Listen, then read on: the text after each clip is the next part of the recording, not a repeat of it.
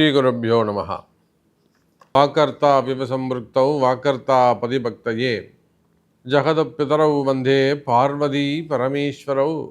எல்லாம் வல்ல அம்மையப்பனாக விளங்கக்கூடிய மீனாட்சி அம்பிகா சமேத சுந்தரேஸ்வர பெருமானுடைய திருவடிகளையும் ஸ்ரீ ஸ்ரீ சொர்ணாம்பிகை அம்பா சமேத வீமீஸ்வர பெருமானுடைய திருவடிகளையும் வணங்கி என்னுடைய குருநாதரையும் இந்த நாயடியின் கனவிலும் நினைவிலும் நித்தம் நித்தம் பூஜை செய்யக்கூடிய என்னுடைய உபாசனை தேவதை ஸ்ரீ ஸ்ரீ வாராகி அம்பாளுடைய மலரடிகளையும் பணிந்து உலகம் முழுவதும் வாழக்கூடிய நேயர்கள் அனைவருக்கும் உங்கள் தாம்பரம் ஸ்ரீ வாராகி ஈசநேசன் சுவாமியுடைய நல்லாசிகள், வாழ்த்துக்கள். ஜெய் வாராகி, ஜெய் ஜெய் வாராகி. அன்பு நேயர்களே, இந்த மாதத்திற்கான வாஸ்து நாட்கள் பொதுவாக இந்த பூமியில் பிறந்த ஒவ்வொருத்தருக்குமேவும் வீடு கட்டுறது அப்படிங்கிறது ஒரு மிகப்பெரிய கனவாகவே இருக்கும். வேற ஒரு ஊரில் இருப்போம், அப்புறம் ஒரு வளர்ச்சிக்காக குடும்பம் நல்லா முன்னுக்கு வரணும், வளர்ச்சி அடையணும் அப்படிங்கிறதுக்காகவோ இல்லை பிள்ளைங்களுடைய படிப்புக்காகவோ வேலை வாய்ப்புகளுக்காகவோ நாம் பிறந்த ஊரை விட்டு வெளியூருக்கு நகரத்தை நோக்கி வருவோம். அப்படி வருகின்ற பொழுது நமக்கான லட்சியம் என்னவாக இருக்கும்னா, நல்லபடியாக சம்பாரித்து அந்த ஊரில் நாம் ஒரு இடம் வாங்கணும் அல்லது ஒரு வீடு வாங்கணும், வீடு கட்டணும். இது ஒரு எளிமையான ஒரு சாதாரணமான அடிப்படையான கனவு, உரிமை அப்படி கூட வச்சுக்கலாம். எல்லாருக்கும் வரக்கூடிய ஒரு சர்வ சாதாரண ஒரு ஏழையாக இருந்தால் கூட ஒரு புறம்போக்குலையாவது ஒரு ஏரிக்கரை ஓரமாக ஒரு புறம்போக்குலையாவது ஒரு 2 சென்ட் வாங்கணும். அப்போ அவங்க தகுதிக்கு ஏற்றாற் போல்.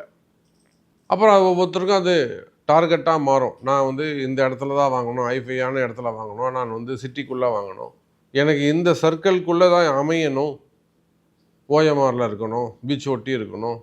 இது மாதிரி ஒவ்வொருத்தருக்கும் அப்புறம் அது வளர்ச்சி அடையும் எண்ணங்கள். அப்போ யாராக இருந்தாலும் அடிப்படையாக வரக்கூடிய ஃபஸ்ட்டு பாயிண்ட் என்னென்னா, எனக்கு ஒரு சொந்த வீடு அமையணும், வாங்கணும் அப்படிங்கிறது தான். பொதுவாக இந்த சொந்த வீடு வாங்கணும் அப்படின்னாக்கா அதுக்கு ஜாதக பிரகாரம் உங்களுக்கு 5ஆம் பாவம் சிறப்பாக இருக்கணும், செவ்வாய் ஆதிக்கம் அதிகம் பெற்றிருக்கணும், இல்லை செவ்வாய் சிறப்பான முறையில் அதிகாரம் பெற்று இருக்கணும். இதெல்லாம் ஜாதக அமைப்பு.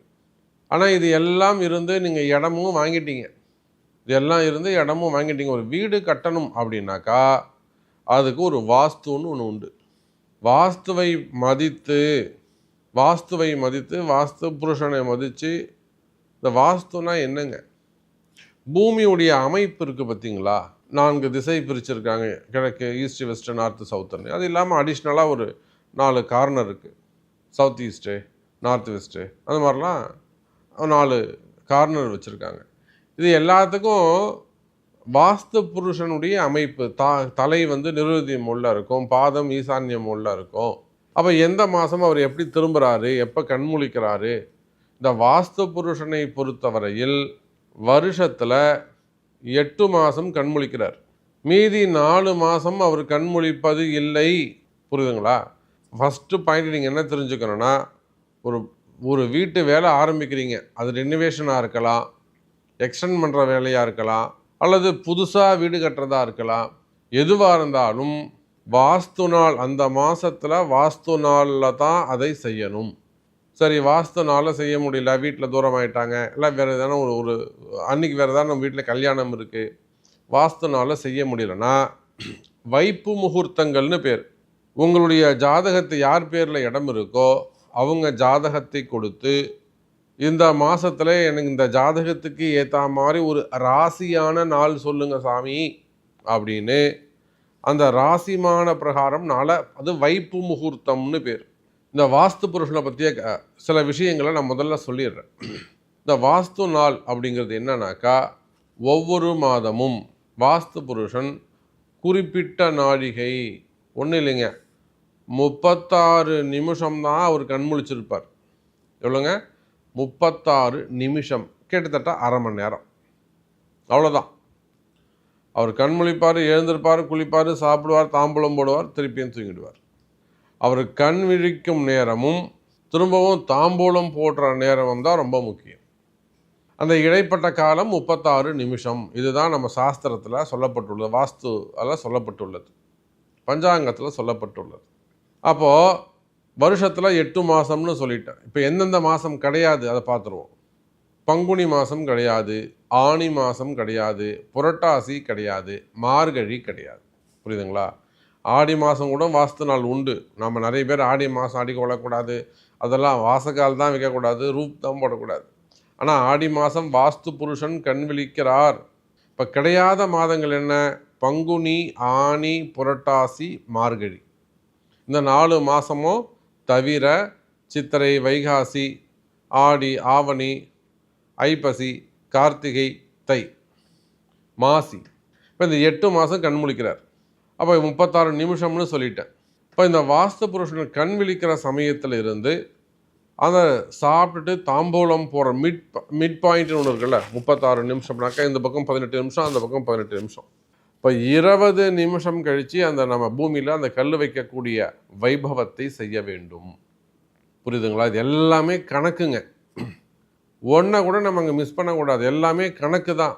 கணக்கு தவறுமேயானால், சாங்கியம் மாறுமேயானால், அந்த சம்பிரதாயம் சடங்கு திசை மாறிடும். வேற ஒன்றும் இல்லை.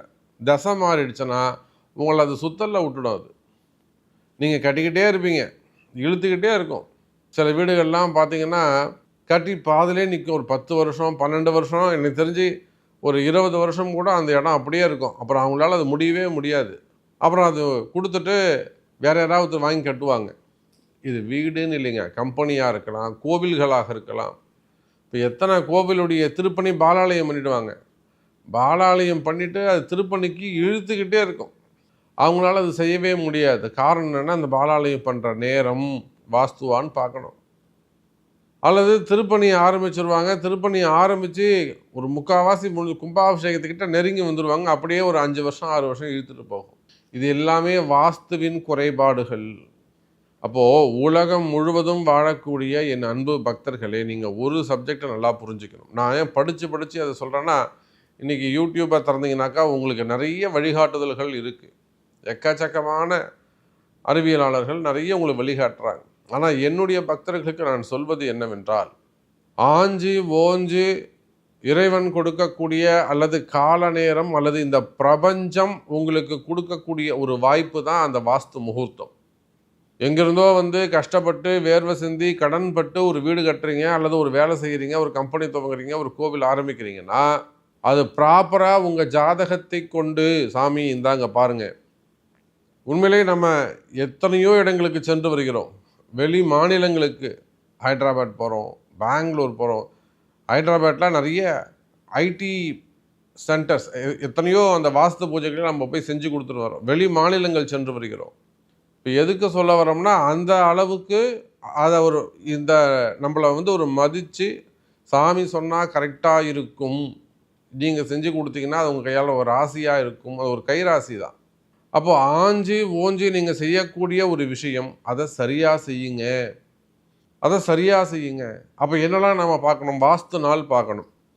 சரி, அந்த வாஸ்து நாள் அன்னைக்கு உங்களுக்கு வீட்டில் ஏதாவது தூரம் ஆயிட்டாங்க, தம்பதியாக தான் உட்காரணும் அப்படின்னாக்கா பசங்களை ஏதாவது உட்கார வச்சுக்கலாம். அன்றைக்கி நாள் நல்லா இருந்து உங்களுக்கு ஜாதக பிரகாரம் அது ஒத்து வந்தது அப்படின்னு சொன்னாக்கா தாராளமாக மனைவி தூரம் ஆயிட்டாங்கன்னா சரி பிள்ளைங்களை வச்சுட்டு நீங்கள் உட்கார வச்சு பண்ணிடலாம், தப்பு கிடையாது.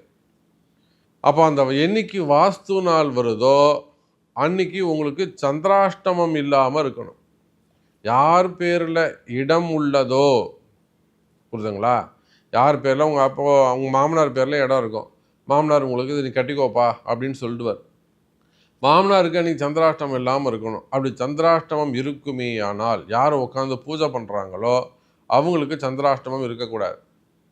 இதெல்லாம் சில விதிமுறைகள் உண்டு, புரியுதுங்களா? ஒரு 1000 ரூபாய் செலவு பண்ணுற சமாஜம் இதெல்லாம் செலவு பண்ணி கரெக்டாக அது எழுதி வாங்கிக்கிட்டிங்கன்னா அதை ஃபாலோ பண்ணி செய்வீர்களே ஆனால் நீங்கள் தொடங்கப்படக்கூடிய விஷயம் ஏன்னா ஒரு 40 லட்ச ரூபா 80 லட்ச ரூபா 1 கோடி ரூபாய் சமாச்சாரமாக இருக்கும்போது அது 1000 ரூபா ஒரு பெரிய விஷயம் கிடையாது. அப்போ ஒரு விஷயத்தையும் ரொம்ப மெயினாக இந்த வாஸ்துக்கு இம்பார்ட்டன்ட் கொடுக்கணும். உங்கள் ஜாதகத்தை கொடுத்து அப்போ சந்திராஷ்டமம் இல்லாமல் இருக்கா, இந்த நாள் நமக்கு ராசியாக இருக்கா, அந்த இடம் எந்த திசையை நோக்கி உள்ளது, இதெல்லாம் கேள்வி. அது வந்து மேற்கு பார்த்த பூமி, கிழக்கு பார்த்த பூமி, தெற்கு பார்த்த பூமி, சரி, இந்த வாஸ்து நாள் இதை விட முக்கியமான சப்ஜெக்ட் என்னன்னு கேட்டிங்கன்னா, அந்த வாஸ்து என்னைக்கு வேண்டுமானாலும் வரலாம். செவ்வாய்க்கிழமை வரலாம், சனிக்கிழமை வரலாம், அஷ்டமியில் வரலாம், நவமியில் வரலாம். புரியுதுங்களா? இன்றைக்கி செவ்வாய்க்கிழமையாச்சா சாமி, வாஸ்து கொண்டாட முடியுமா? செஞ்சு தான் ஆகணும். சாமி இன்றைக்கி பிரதமையாக இருக்கே, பாட்டுமையாக இருக்கே, வாஸ்து நாள் போட்டிருக்காங்களே, பண்ணலாமா? செஞ்சு தான் ஆகணும். அவர் என்னைக்கு கண் விழிக்கிறாரோ அதுதான் வாஸ்து. ராவு காலம் கிடையாது, யமகண்டம் கிடையாது, எதையுமே பார்க்க முடியாது. புரியுதுங்களா? ஒரு சனிக்கிழமை 9:10 அன்றைக்கி ராவு காலம்னு வச்சுப்போம். 10 to 10 வாஸ்து புருஷனுடைய நேரமாக இருக்குமேயானால் அப்போ தான் செய்யணும். பாருங்கள், எவ்வளோ சப்ஜெக்ட் உள்ளே இருக்குது பாருங்கள். புரியுதுங்களா? இப்போ இதை போன்ற நிறைய விஷயங்கள் உள்ளே இருக்குது. ஆகையினாலே உலகம் முழுவதும் வாழக்கூடிய என் அன்பு பக்தர்களே, இந்த மாதம் வாஸ்து நாள் எப்போ வருது, அதற்கான கால அளவு என்ன, நல்ல நேரம் என்ன, எப்பொழுது செய்ய வேண்டும் என்பதை பார்க்கலாம். வாருங்கள், அதை பார்த்து அதன்படி செய்யுங்கள். அதோடு மட்டுமல்லாது நீங்கள் எங்கே இருந்தாலும் சரிதான், தேவைப்படுமையானால் மிக கைராசியான முறையில் உங்களுக்கு வாஸ்து பூஜையும் செய்து தரப்படும். வாருங்கள், இந்த மாதத்திற்கான வாஸ்து நாட்களை பார்ப்போம். சிவாய நம. சரி, இப்போது இந்த ஏப்ரல் மாதம் வாஸ்து நாள் எப்போ வருது அப்படிங்கிறத நாம் பார்க்கலாம்.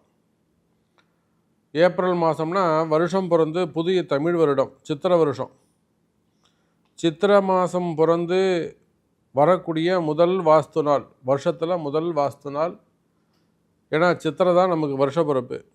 அப்போ புது பஞ்சாங்கம் சித்திரை பிறந்து சித்திரை மாதம் 10ஆம் தேதி புதன்கிழமை அன்று இந்த வாஸ்து நாள் வருதுங்க. சித்திரை 10னா 23/4/2025. அப்போது ஏப்ரல் 23 சித்திரை 10 புதன்கிழமை அன்றைய தினம் வாஸ்து நாள் வருது. அற்புதமான நாள்.